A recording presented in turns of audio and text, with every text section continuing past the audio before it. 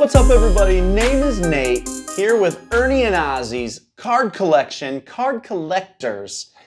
And we're just gonna see where this goes. Listen, cards are back, and I could not be more excited. As a kid, I grew up in that wax junk era, but listen, cards were everything. It was like what it is now times 5, right? Things are booming right now, and everybody's excited about cards. It was that times 5. It was bigger. People loved it. I loved it. The crazy thing about me as a kid, though, is that, I was from not extremely poor. We had no money, though. I was never given money to go buy cards, so I can't tell you like how excited I was when I would scrounge 35 cents together and would get to go up to the store, the drugstore, and I remember Monticello Drug. That's where I'd run up to the drugstore and I'd buy a pack of cards and I'd bring those home.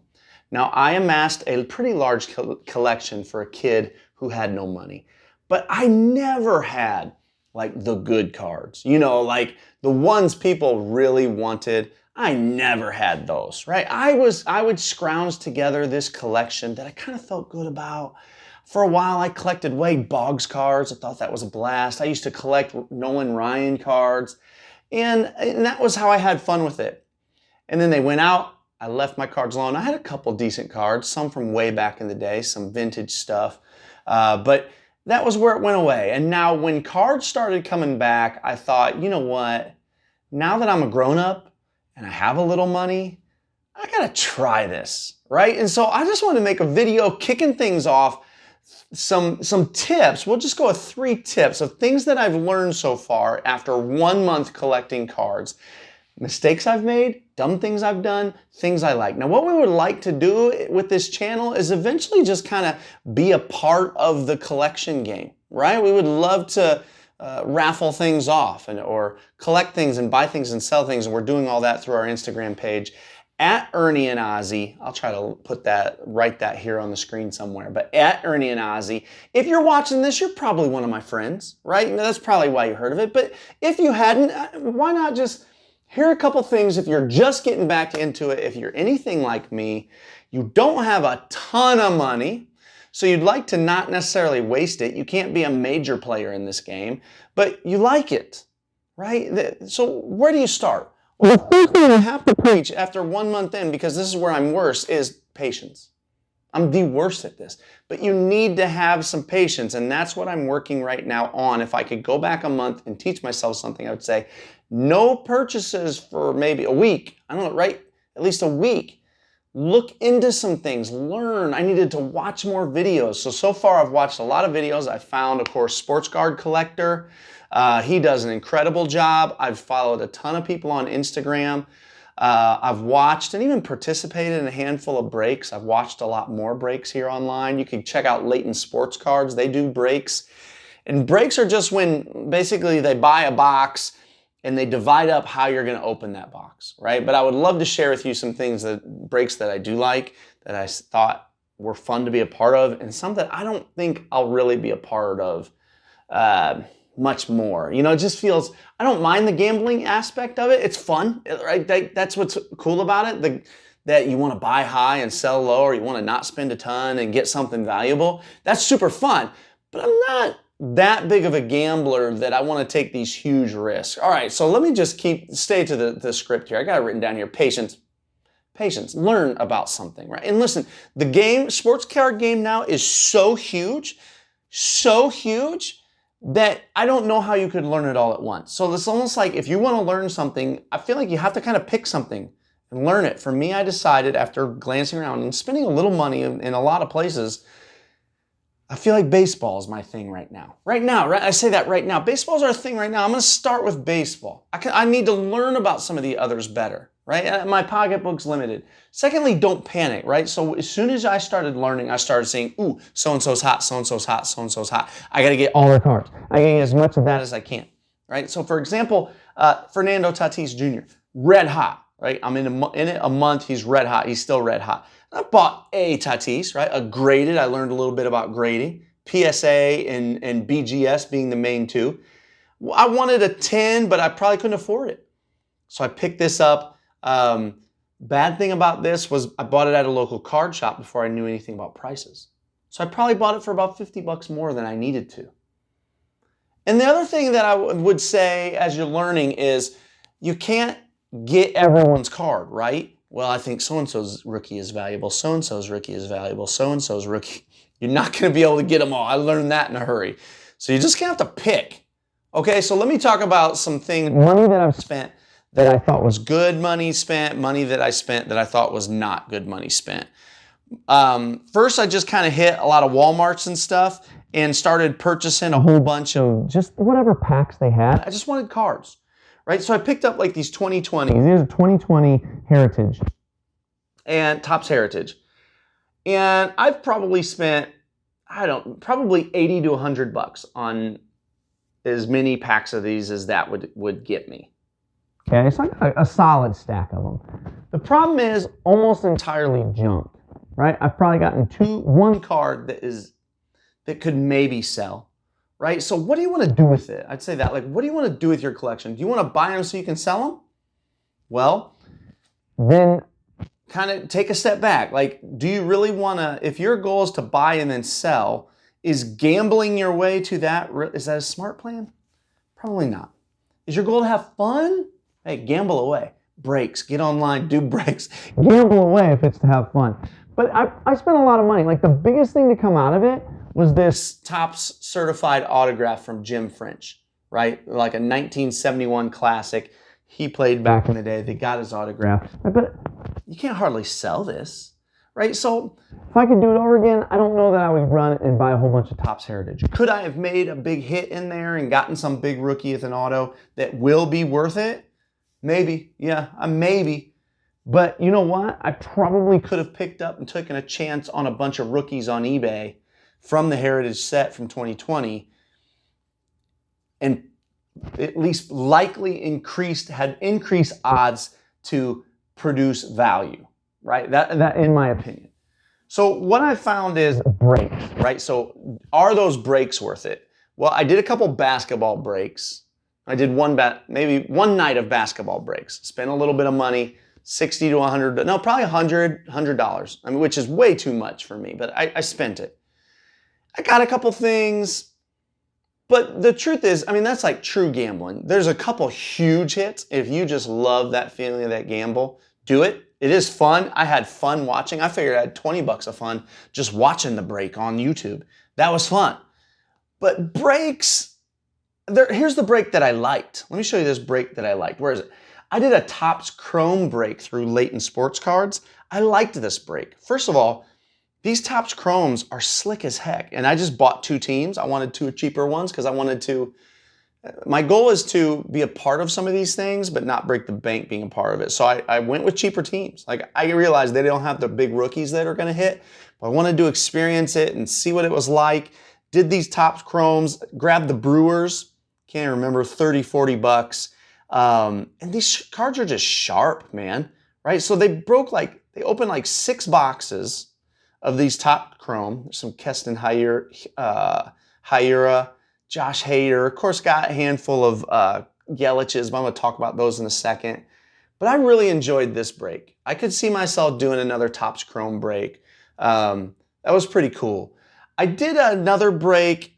I can't remember the kind of cards, but I would pay attention to like how many cards are in a box, because I've done 1 or 2 breaks where I grabbed a team, but there's only like 6 cards in a box, so they're going to open like 36 cards total, and you could easily go home with nothing.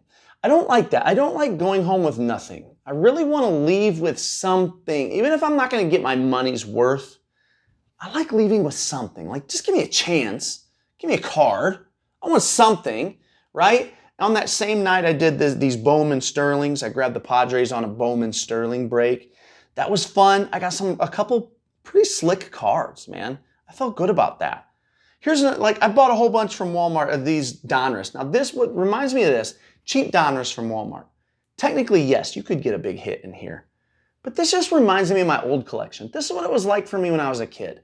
I would spend whatever money I had, and I would get, like, these were like the good cards. And I'd put these in binders. But the reality is, like, there's almost nothing in here you can sell, right? You might be able to, if you put it together with the right amount of stuff, get 50 cents a card out of these things, right? So I don't know that I would keep doing that. Even if you're a small time player and you love cards and you'd like to invest smart, I don't think I would. But again, I'm only a month in. You guys tell me below, man, comment, let me know. Am I wrong there? Is that where, if you only have a couple bucks, is that where you would spend your money? So, there's some experienced collectors in here that haven't taken a huge break since the junk wax era till now, like I did. So I don't even know what I'm talking about yet. I'm just trying to give you overall feel for what I've gathered in a month. I have enjoyed some of these Razzes where it's like you pay $5, 5 people pay $5, winner gets a card. Those are fun. I like that because for me, it's like, it was almost $5 worth of fun just watching it. And I might have got a card out of it. Those I could do again. I like those $5 Razzes. I think that's a good idea. Now, Razz is just another word for a raffle. I don't know where the word Razz came from. Anybody know? You guys that have been doing this for a long time, where's this Razz term coming from? So that kind of gives you a summary. I want to talk now about the things that I've liked and what I'm doing currently. What I'm doing currently is trying to find, again, like Tatis is red hot. When I look at this investment-wise, I don't think now is a great time to buy Tatis. His rookie cards are more expensive than, a lot of great players in the game.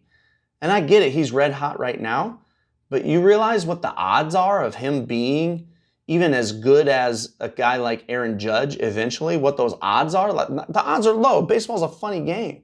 There's been a lot of red hot rookies come up that haven't stuck. This is such a small sample size with Tatis Jr. He's a great player. But again, I've been around baseball for a long time, and it's a funny game, right? So what I wanted to do was I thought, you know what, I'm going to how can I do this cheaply? And I'll start with the cheapest things you can do, go to slightly more expensive. I'm still a teeny tiny player in this game. But if you just had a couple bucks and you wanted to invest, what I like doing right now is saying, who is somebody that I think is really a heck of a good baseball player and could win a big prize that you could turn a profit on, right? So think about that. Is your goal to turn a profit? Okay, you need to think like that. Is your goal just to have fun and a hobby? You a Cardinal fan, you want to collect Cardinal cards? Well, then who cares what that value is? Just pick up cards you think are cool. That's a fun way to collect. But if you want to turn a profit, this is what I'm trying to learn through now. Listen, I haven't made $1, so what do I know?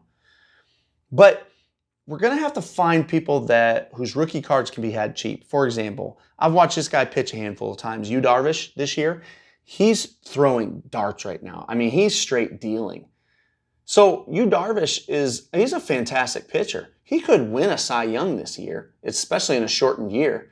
These rookie cards were extremely cheap, man. We're talking all less than $10. Now they're not graded, right? But if Yu Darvish were to me, this is like a $15 investment. And if Yu Darvish wins the Cy Young, you're going to be able to turn these around for a profit. Another guy, a young cat who's throwing the ball very well. He actually leads the majors right now in ERA and wins. 5 wins, 1.11 ERA. Shane Bieber for Cleveland. So I hopped on eBay. I looked for a 4-card lot, and I grabbed them, right? Now, one thing I've learned on eBay, if you are a rookie, and this video is made for rookies, people that are just getting into it, right? I'm 1 month in. So learn something from someone that's been in for 1 month. If you're just starting on eBay, which I am, and so this is what I'm doing right now, is I'm only going to buy things that are, number 1, for auction. Number 2, have other people have bid on them. Because what does that tell me? This is a card other people want. There's so many cards and options of cards that I still don't know what people like and what people don't like, right? So I made that mistake early in week 1 and 2. I bought a card because I thought it looked cool. I thought it would have been valuable. Turns out it was some off series of something or other, right? Topps has a Series 1, a Series 2, update series. Then they've got an opening day version. They've got all these different versions, right? They've got the team set version, the complete set version. So you have to be careful what you buy, right? So I would buy something that looked like a great deal. Oh, it's super low. Well, nobody's bid on it.